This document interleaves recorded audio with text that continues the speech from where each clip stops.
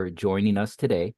I'm excited to present Simplifying Professional Licensing for Architecture, Engineering, and Construction Firms today because so many firms across the United States share a fundamental challenge: how to meet all of the regulatory requirements that are faced by AEC firms across the country. Perhaps your firm is facing difficulties maintaining and renewing licenses and managing qualifying engineers. Maybe you're looking to operate, hire, or employ people in other states, and perhaps you feel like you're reacting and responding, not necessarily leading your firm through these events. It's even more important when new business opportunities arise, since firms need to be in good standing to bid on new jobs. I'm here to tell you that you're not alone and to share our expertise in maintaining multi-state compliance. Before we get started, two brief housekeeping items. First, we have a relatively large number of attendees on the call today, and for that reason, the audience will be muted. Second, a reminder that today's presentation is eligible for continuing education credit through Earmark, so I'll go over how to get your CE credit at the end of the presentation. My name is Kevin Miner, and I'm an account executive here at Harbor Compliance. My email address is listed here as well. Please don't hesitate to reach out if you think of a question after the call, whether that's today, tomorrow, or in the future. And I'll also show my contact information again at the end of the webinar. And for a little bit about Harbor Compliance, we are experts in architectural, engineering, and contractor licensing. Since 2012, we've helped over 40,000 clients simplify navigating regulatory requirements. In the AEC industries alone, we have helped over 8,700 firms apply for, secure, and maintain licensing, business lifecycle, and tax requirements. We'll talk a little bit more about us later, but for now, we have a lot to cover, so let's dive in. First on today's agenda, we're going to cover the benefits of compliance and how it can help your firm strategically. Then we'll discuss what to expect in AEC firm licensing. This ties closely to the business entity issues that arise for firms expanding into new jurisdictions. Because these are regulated at the state and even local levels, we'll keep the discussion broad enough to address key concepts, but we'll also illustrate a few examples that multi-state firms and many of you may be facing. We'll discuss the comprehensive management solution that firms need to comply with all regulations, avoid potential issues, and mitigate risk, and how, with a proactive approach, firms can be better primed to compete. Many of you probably already understand the importance of licensing compliance because if you're a licensed architect or engineer, you've been maintaining a license since you graduated college. But it's essential to also consider how maintaining compliance can create value for your firm. One of the things that we'll cover today is why firms need to focus on both individual and firm licenses to maintain good standing, and how those two things are connected. There are plenty of reasons why compliance is important beyond just being the law. It unlocks opportunities, for example. Organizations commonly list the states they're licensed to operate on their website to highlight their reach and expertise. It also enables firms to pursue new business, meet their timelines, and gain an edge over competitors that haven't been as proactive. It also safeguards your firm's reputation. Staying in good standing avoids penalties and avoids damaging how your firm is perceived. And it also upholds overall professional standards of architects, engineers, and contractors. So there are clear benefits, but what does the licensing process actually look like? As professionals, you already know the basics of licensing. You know that AEC firms are regulated by state and local agencies for public safety reasons. Licensing helps build public trust that the bridges and buildings around us are safe and sound. You also know that the licensing process requires engineers and architects to complete professional education, sit for proficiency exams, and keep up to date with continuing education credits, which they then report to state licensing boards as part of renewing their licenses. You probably also know that firms face licensing requirements as well.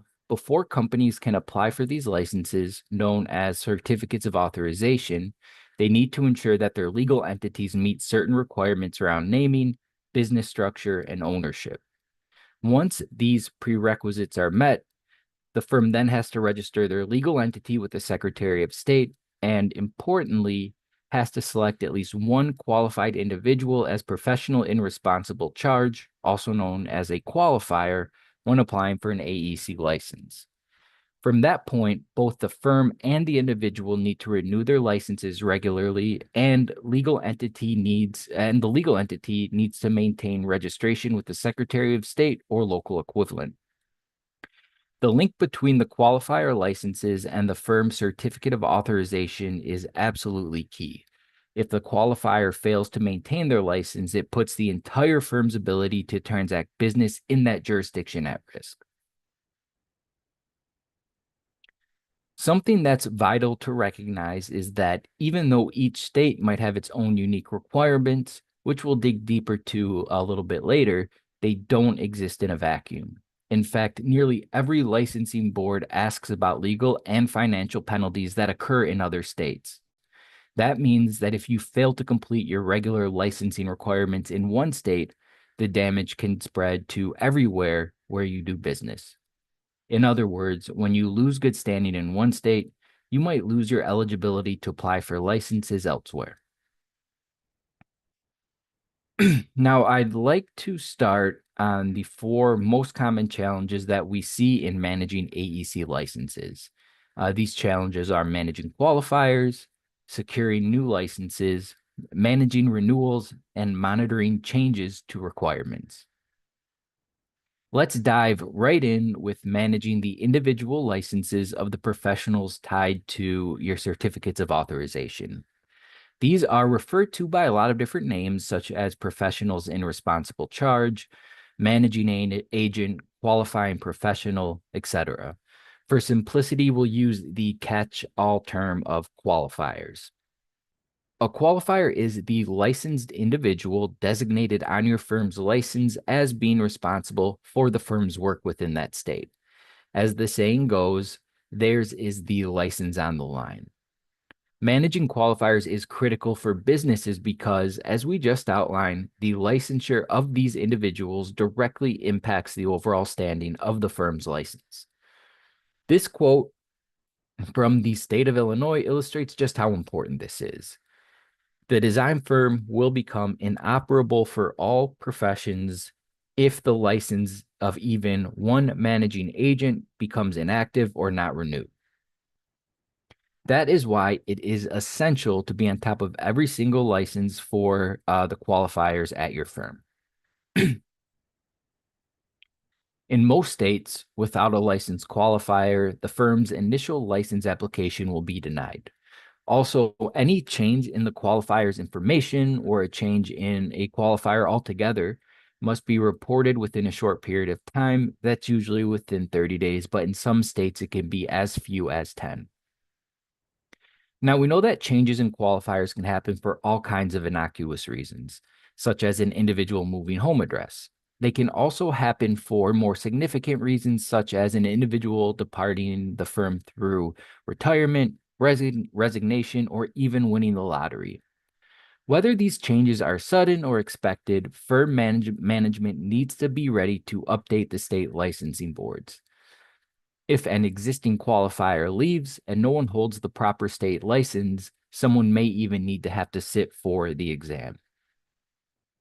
And if the firm does not report the change, states can and do assess severe penalties for operating without a designated qualifier, up to denial of the firm's right to do business. Since nearly every licensing board asks about legal and financial action occurring in other states, the damage can spread across all of your business and range from financial to reputational and everything in between. This is why managing qualifiers is mission critical for the firm. Here are a few things you can do to meet this challenge proactively. First, know which qualifiers will be designated for each business entity in each state. Many states issue licenses to specific areas of specialty, such as structural versus mechanical for engineers, and residential versus commercial for contractors. Firms that practice in multiple areas across multiple states need to know the license requirements for each. When attempting to register in a new state, this means any qualifiers generally must be licensed in advance. Firms must be proactive because nobody wants to miss a key opportunity because a qualifier was not licensed in time. Next, ask your team. Do you know who your firms or your clients' qualifiers are currently? In which states and entities are they acting in that capacity?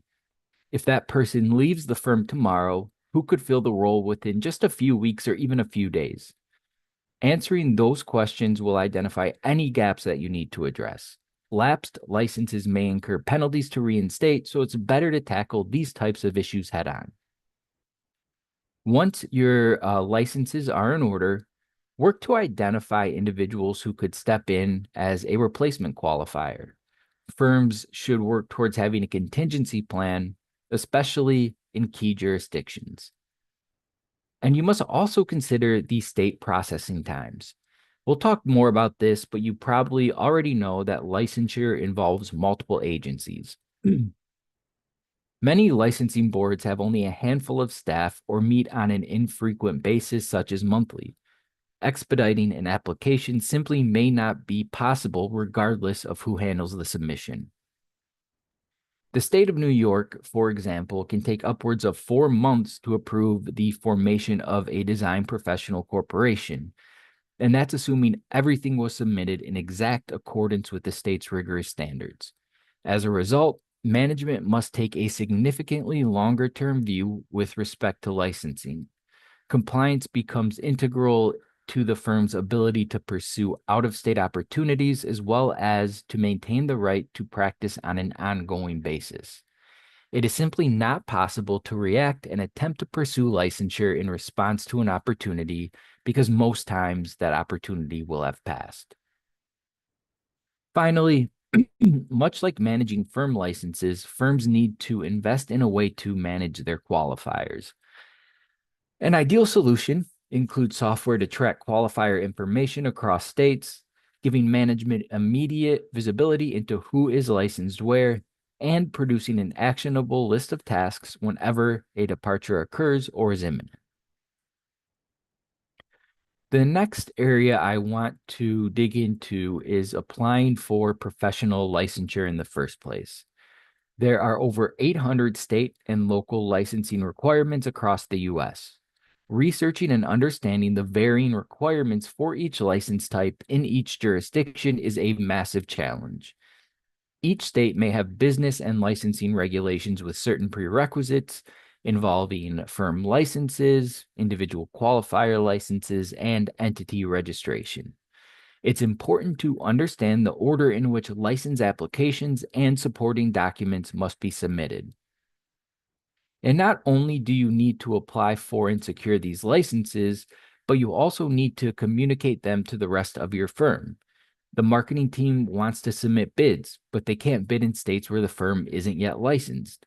You need to make sure that they have clear insight into where they're already licensed so that they can act on new opportunities.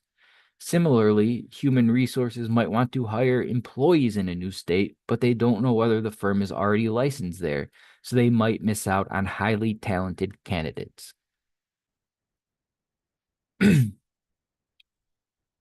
One of the most common times that firms need to obtain new licenses is when they are expanding into other states, which brings us to the topic of foreign qualification. When registering for foreign qualification, the exact requirements can vary tremendously, and AEC firms are particularly susceptible to hyper-specific restrictions. First off, different states can structure the process differently and have varying forms that need to be filled out with the appropriate state agencies, including the Secretary of State, Department of Revenue, and licensing boards. And this is all before beginning to transact business. Because of these differences, there can also be a huge variation in processing times and expected approval timelines. We'll take a look at an example of that in just a minute. It's also important to research each state's process and the order of operations between agencies when registering the business in another state, which we'll also dive deeper into in a minute. AEC firms face business structure requirements when foreign qualifying as well. You're probably familiar with certain professional entity types like professional corporation, professional association, or a PLLC, also known as a professional limited liability company. Professional entities are registered and named at the state level, and the requirements also differ from state to state. In addition, many states have distinct name requirements for architecture and engineering firms. In most states, only companies that are authorized to practice architecture or engineering are able to use those specific terms in their legal names. Other states actually require that licensed firms use those terms in their name. For firms that were originally formed in states that don't require one of those words, they may need an assumed name in that new foreign state that includes the specific term to comply. And the forced assumed name must be used in state on everything from tax accounts to firm licenses and even contracts and invoices. As a matter of consumer protection, states want the principals of AEC firms operating in their states to be licensed, hence qualified to run the practice. But states have varying ownership thresholds. That's one more thing you'll have to consider when expanding your business. And while you're entering all of these new states, don't forget about tax registrations. As you go through the process of expansion, it becomes more and more challenging to lean on different tools and vendors, and centralizing your licenses via one platform can make the expansion far easier, so you always know where to find the correct information. You can see the QR code on your screen here. We've put together a comprehensive guide to foreign qualification, so feel free to use that as a resource. And now we'll move on to our first poll question right here. I don't think the poll question popped up.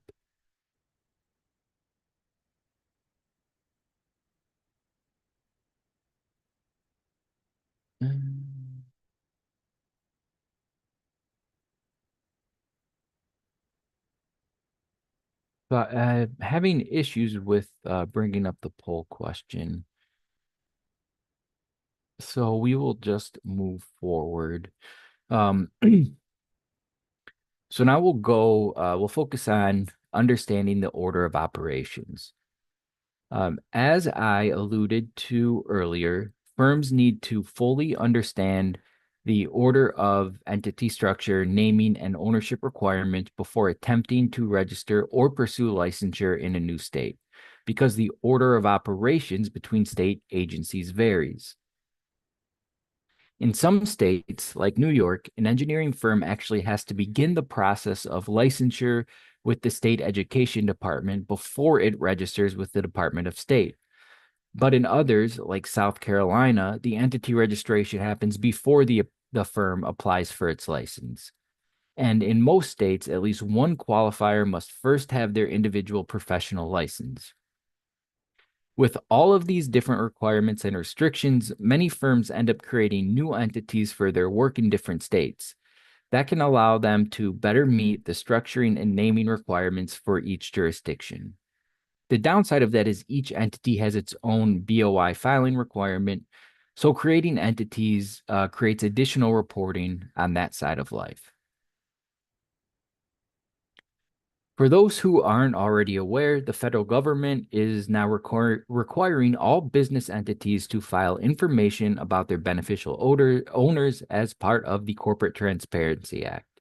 This beneficial owner information reporting requirement will help the U.S. Department of the Treasury better prevent and investigate financial crimes like money laundering, and this applies at the business entity level with an estimated 32 million entities that will have to file this year. We have plenty of resources surrounding the BOI filing in our information center, including a webinar, so I'd encourage you to take a look and learn more about the new requirement. The important thing to note here is if you're creating separate entities in different states, you'll have to file BOI for each of them. Additionally, we are aware that the CTA is under legal review following a preliminary injunction made by a district court in Texas. The general consensus among legal thought leaders is that the CTA is not going away. The preliminary injunction, which is not permanent, has swiftly been appealed by the DOJ. Companies and their advisors can either get the filing done and move on or track the cases and take the risks. Companies who purchase our service can immediately take the work off their plates. We'll collect the information and file at the appropriate time. Let's take a closer look at what it actually looks like to obtain licensure in a new state. In this case, we'll focus on New York. Here is an example of a fast-growing Maryland-based firm. They had an employee starting in the state of New York in 1 month. In New York, foreign registration with the Department of State can take several weeks on its own. To set up the domestic design professional corporation can take months. Coupled with the time it takes the Department of Taxation and Finance to process tax registration applications and the Department of Labor to set up unemployment tax accounts, you can conservatively add 3 weeks to another month. This means that you really need to get started a minimum of 15 weeks before the employee start date. Any additional delay jeopardizes the firm's ability to onboard and pay that employee. Firms everywhere are running into the same issue. Setting up in each state, especially filing and securing the various registrations and accounts across the different agencies, takes time. With out-of-state registration, it's not practical to wait until you have an employee ready to start, and it's not efficient to repeat the scramble in each new state. Management and especially HR and legal teams need to be in lockstep, reviewing the hiring pipeline and ensuring registrations are in order as soon as it becomes feasible. The next area I want to focus on today is renewals. You're all set up and fully licensed in a new state, but eventually you'll have to renew those licenses. So what does that entail? To start, there are some obligations that every business has that must be renewed regularly. We've touched on each of these already, the qualifier licenses, the firm licenses, Secretary of State registrations, and any unique state level requirements. Renewal applications usually require proof of good standing from the Secretary of State as well. And keeping up on all of these keeping all of these up to date is important because there can be consequences if a filing is missed. If a business misses even a single filing, it immediately faces consequences that start with late fees and increase all the way to administrative action and potentially the denial of the right to do business in a state. Administrative action can usually be undone by a process called reinstatement, where the firm pays all back taxes, filing fees, and penalties, but it's a costly and lengthy process, not to mention reinstatement becomes part of the business's permanent record.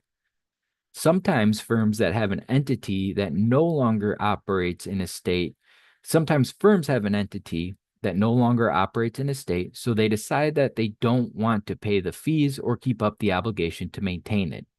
Then suddenly they find an opportunity in that same state a few months later, but now they've fallen out of good standing and they have to play catch up. They end up paying more in reinstatement fees than the original filing costs. A more cost-effective option would have been to withdraw the entity and reform qualify, or to maintain an agent and file the necessary annual reports to keep the entity in good standing all along. In general, both maintaining an entity and closing it properly are less expensive and less risky than letting it lapse into noncompliance. We've broken down the renewal process into 4 key steps: research, prepare, submit, and monitor. Let's start with research. The most important thing is that you take the time to know exactly what you need to file in order to renew all of your licenses. Yes, that includes most of the materials you originally submitted for your initial application, but requirements can also change year to year as state governments update their processes. Once licensed in a given jurisdiction, your firm will have license ID numbers, registration dates, renewal deadlines, and continuously changing requirements to navigate. With over 1,500 different AEC filings across the country, keeping up with changes to requirements can be time consuming. And as the firm grows and becomes licensed in multiple jurisdictions or specialties, the complexity only increases. You also have to ensure that you capture any updated information from your registered agent, whether that's new qualifications, updated personal information like a changed name or address, or just a new registered agent entirely. You'll also want to check for any changes to your business formation documents, and maybe most importantly, you'll need to check for any changes to your state's forms and fees. In addition to updating their requirements, states are constantly changing the formats of their forms and exactly what information you need to submit. It can be tricky to stay on top of all of this. Step 2 is actually gathering all of the updated information to submit with your renewal application. There can be a lot to pull together here, so make sure you leave yourself adequate time to avoid late fees. Nearly every state requires business entities to file an updated annual report to ensure it keeps current information on record. Because each state has a unique deadline, a multi-state business faces deadlines throughout the year. Reports can be due on a yearly or a biennial basis. You'll also need to file annual financial statements along with proof of your qualifiers' licenses and their continuing education certificates. Make sure you're tracking these in one central location as they're completed throughout the year so that you don't have to hunt them down at renewal time. You'll also need to pull your current surety bonds and insurance documentation to ensure that those are in good standing and compliant with state requirements. Many states also require the business to file and pay taxes to maintain corporate good standing, such as California, New York, and Texas. Pulling all of these documents together every time you have a renewal deadline, which, as we mentioned, can be at different times of the year for different states, can be a hassle. So it's essential to keep them stored in one central location to expedite the process. The third step in the renewal process is actually submitting your renewal applications. And the most important part here is to hit your deadlines. You don't want any unnecessary late fees or potential hiccups that could impact your ability to do business. Make sure you're tracking different states' different renewal cycles, whether they're yearly or every 2 years, whether they're on the first of the month or the anniversary of your initial filing, or a different date entirely. Many firms expect their individual engineers to manage their own continuing education and licensing renewals, but that can increase risk because the firm has no oversight.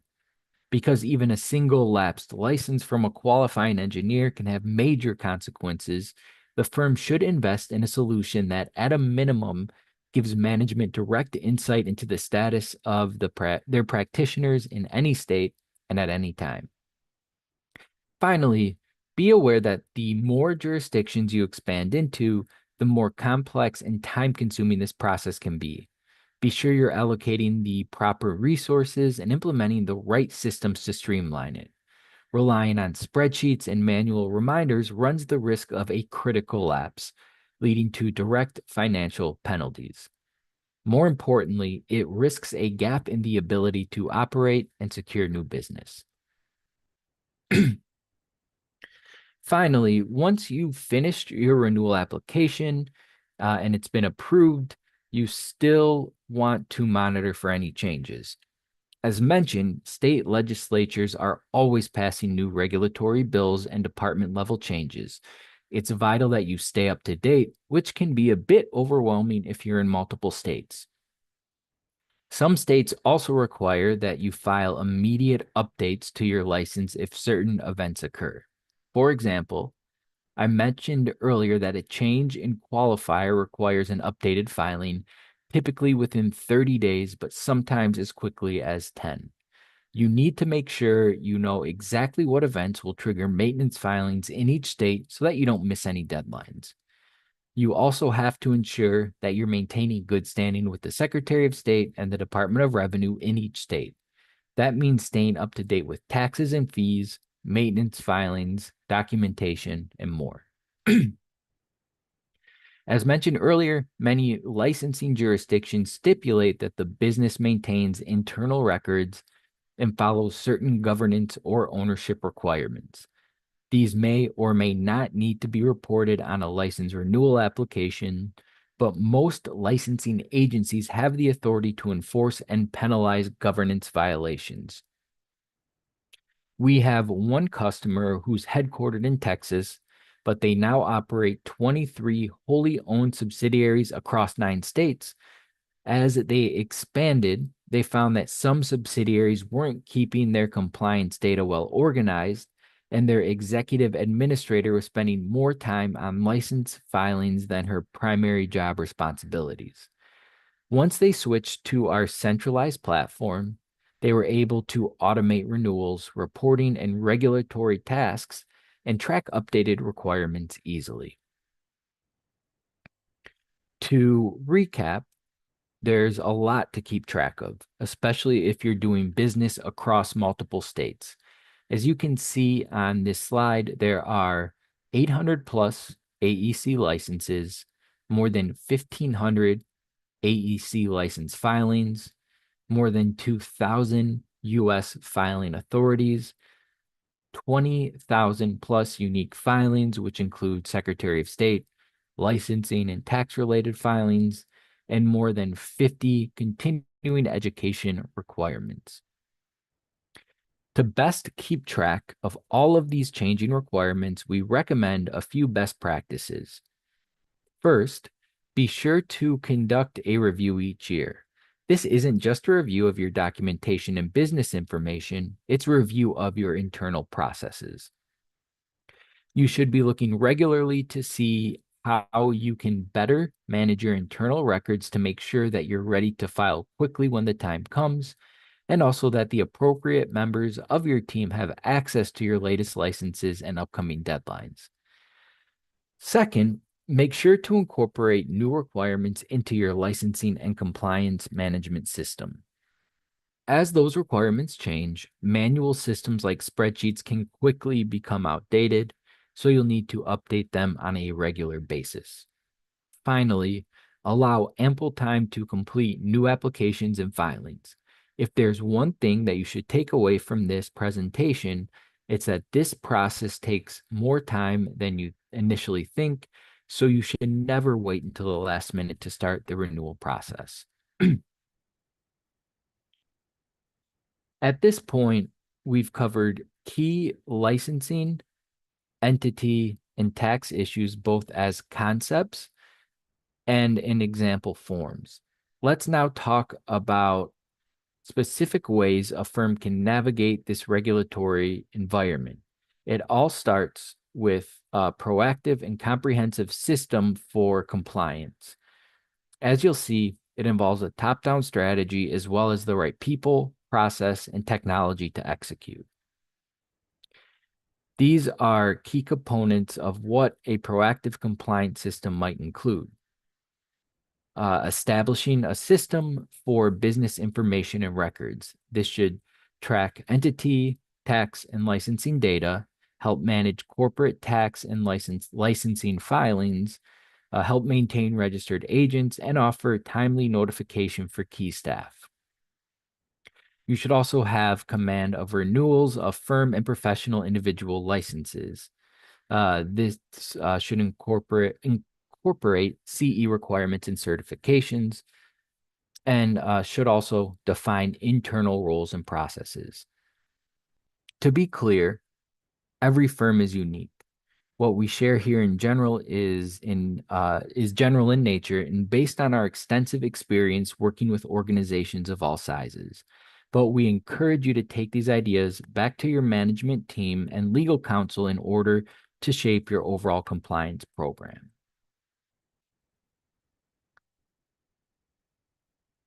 Finally, Harbor Compliance offers a solution for many of the challenges you've heard presented today. We've taken these strategies and built a suite of services and software around them.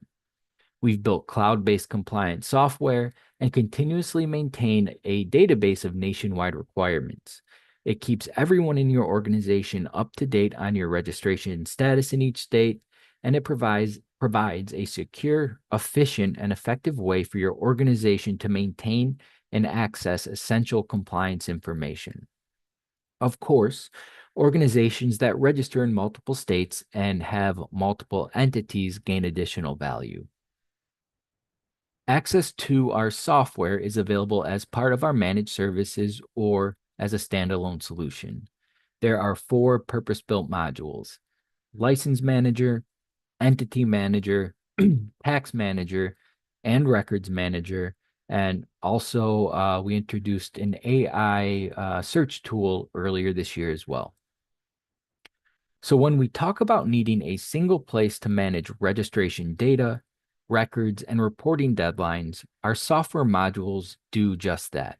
They provide your organization with valuable reporting insights needed to easily assess where your business is registered.